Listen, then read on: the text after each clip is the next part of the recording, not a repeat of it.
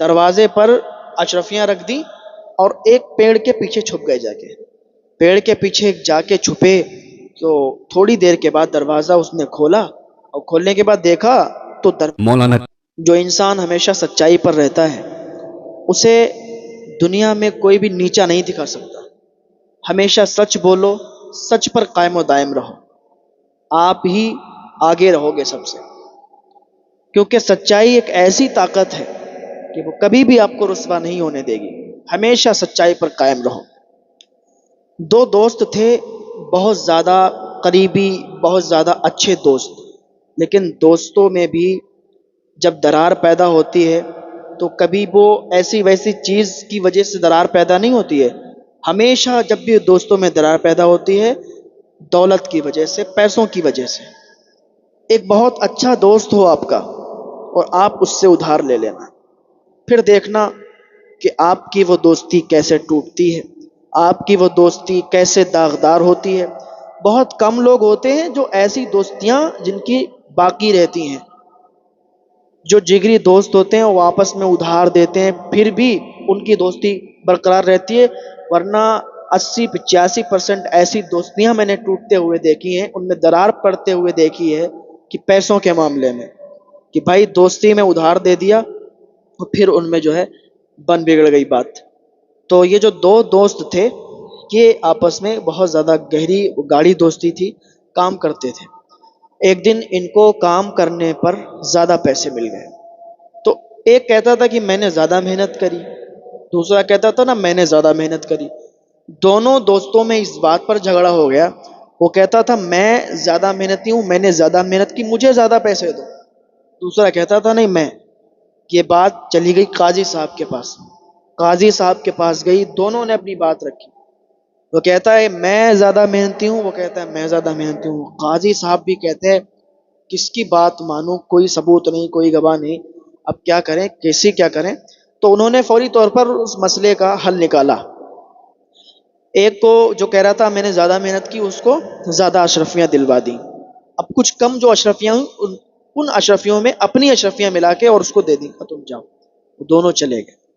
لیکن ان کو سنتشٹی نہیں ملی کہ یار یہ جو مسئلہ آیا تھا اس کو ہم نے حل کیا تو، لیکن وہ مزہ نہیں آیا.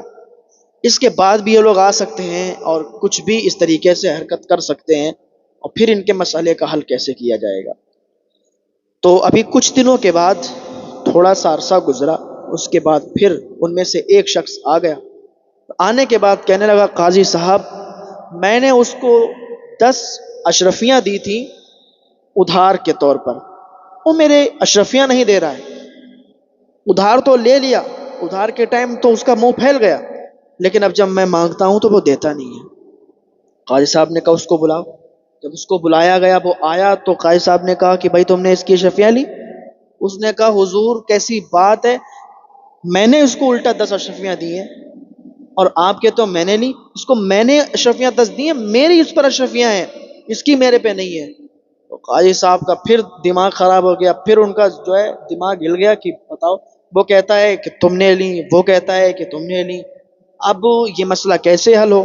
تو قاضی صاحب نے کہا کہ چلو ٹھیک ہے ہم اس مسئلے کو حل کریں گے، تم لوگ کل آنا، کل ہم اس مسئلے کا حل نکالیں گے اور تمہارا فیصلہ کریں گے. کہا ٹھیک ہے.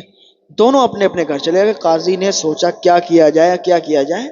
ایک ترکیب سمجھ میں آئی. رات میں قاضی صاحب جو تھے انہوں نے 2 تھیلے لیے، ایک میں 50 اشرفیاں ڈالی، ایک میں 50 ڈالی، دونوں میں 50-50، 100 اشرفیاں لے کے نکل گئے. کہاں پہنچے؟ پہلے والے کے گھر میں. 2 دوست تھے، ایک کے گھر پہنچ گئے. دروازے پر اشرفیاں رکھ دی اور ایک پیڑ کے پیچھے چھپ گئے جا کے. پیڑ کے پیچھے جا کے چھپے تو تھوڑی دیر کے بعد دروازہ اس نے کھولا، اور کھولنے کے بعد دیکھا تو دروازے پر اشرفیاں 50 اشرفیاں ایک تھیلے میں. اس نے جلدی سے اٹھائی، اندر چلا گیا اور دروازہ بند کر لیا.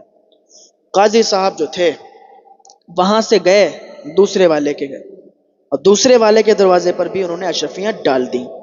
وہ بھی جب نکلا تو اس نے دیکھی اشرفیاں، اس نے اٹھا کے گھر میں لے گیا، دروازہ بند کر لیا. قاضی صاحب آئے پہلے والے کے دروازے پر، دروازہ کھٹکھٹایا. دروازہ کھٹکھٹانے کے بعد وہ اندر سے اس نے فوراً دروازہ کھولا اور نکلا، ہلکی ہلکی بارش ہو رہی تھی۔ تو قاضی صاحب نے اپنا بھیس بدل کے گئے تھے کہ دوسرا کوئی پہچان نہ پائے، تو انہوں نے بھیس بدلا ہوا تھا، تو اس سے کہنے لگے کہ بھائی میں ایک مسافر ہوں، مجھے اپنے گھر میں پناہ دے دو، رات کا یہ حصہ ہے، رات کا ٹائم ہے، میں کہاں جاؤں گا؟ اگر تم مجھے اپنے گھر میں پناہ دو گے تو اچھا ہوگا، اور ہم آپ کے بہت شکر گزار ہوں گے۔ اس نے کہا بھائی یہ تو بہت اچھی بات ہے کہ آپ نے ہمیں مہمان نوازی کا شرف حاصل کروایا، آپ آئیے نا میرے گھر پہ، آئیے اندر آئیے، اتنی رات میں واقعی بات ہے آپ کہاں جاؤ گے؟ اچھی خاصی اس نے جو ہے خدمت کی، کھانا تیار تھا، کھانا کھلایا، اور کھلانے کے بعد کہا آپ آرام کر لو یہیں پر۔ تو اس نے کہا نہیں آرام نہیں، اس نے اپنے جیب پر ہاتھ ڈالا تو کہا یا اللہ، تو اس نے کہا کیا ہوا، کوئی بات ہو گئی کیا؟ تو کہا ارے میرے پاس 50 اشرفیوں کا تھیلا تھا، میرا تھیلا ادھر ہی کہیں گر گیا، 50 اشرفیاں تھیں۔ تو اس نے کہا ہاں ایک تھیلا مجھے ملا ہے، اس میں 50 اشرفیاں ہی ہیں۔ تو کہا 50 اشرفیاں دکھاؤ نا۔ جب وہ اشرفیاں لایا، وہ تھیلا لایا، تو کہا ہاں یہی میرا تھیلا ہے۔ تو کہا یہی آپ کا تھیلا ہے تو ٹھیک ہے آپ لے لو۔ اس نے تھیلا ان کو دے دیا۔ اب قاضی صاحب نے کیا کیا، کہا اب میں یہاں سے جاؤں گا۔ کہا ارے ابھی تو آپ کہہ رہے تھے رکیں گے۔ کہا ٹھیک ہے آپ کی بہت مہمان نوازی ہو گئی، آپ کا بہت شکریہ، آپ نے پناہ دی گھر میں، اب میں یہاں سے جاؤں گا، مجھے ایک ضروری کام کرنا ہے۔ تو کہا ٹھیک ہے بھائی کوئی بات نہیں چلے جائیے آپ۔ قاضی صاحب وہاں سے نکل آئے اور دوسرے والے کے دروازے پر گئے، ہلکی ہلکی بارش تو ہو ہی رہی تھی، دروازہ کھٹکھٹایا، اندر سے بہت تیزی کے ساتھ بولا کہ کون ہے، رات میں آ گئے دروازہ کھٹکھٹانے، ادھر بھیک نہیں مل پائے گی۔ کہا وہ بھائی نکلو تو تم سے ضروری کام ہے۔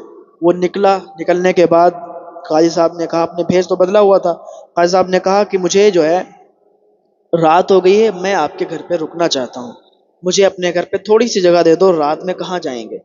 اس نے بہت چیخ کر بولا کہ یہاں کوئی جگہ نہیں ہے ہمارے گھر پہ، ہمارے گھر پہ ویسے ہی تھوڑی جگہ ہے، ہم کہاں سوئیں گے پھر تمہیں سلا لیں گے، جاؤ آگے جاؤ، یہاں نہیں رک سکتے آپ۔ کہا اچھا سنو، ہمارا اشرفیوں کا تھیلا ادھر گر گیا تھا، اس میں 50 اشرفیاں تھیں، کیا آپ نے دیکھا؟ وہ اور زیادہ چیخنے لگا، بدتمیزی پر اتر آیا۔ کہا شرم نہیں آتی، اشرفیاں، اچھا تو اس لیے تم اشرفیوں کے لیے آ رہے ہو اندر؟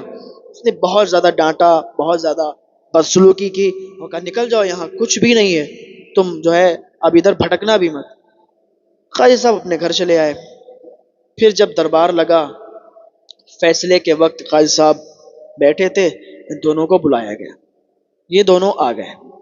اب قاضی صاحب نے کہا دیکھو تم دونوں کا جرم جو ہے مجھے پتا چل گیا ہے، اور مجھے یہ بھی پتا چل گیا ہے کہ تم دونوں میں سے قرض دار کون ہے، کس کے پاس کس کی 10 اشرفیاں ہیں مجھے معلوم ہے، لیکن میں یہ چاہتا ہوں کہ تم اپنا جرم خود قبول کر لو تو ہم تمہیں چھوڑ دیں گے۔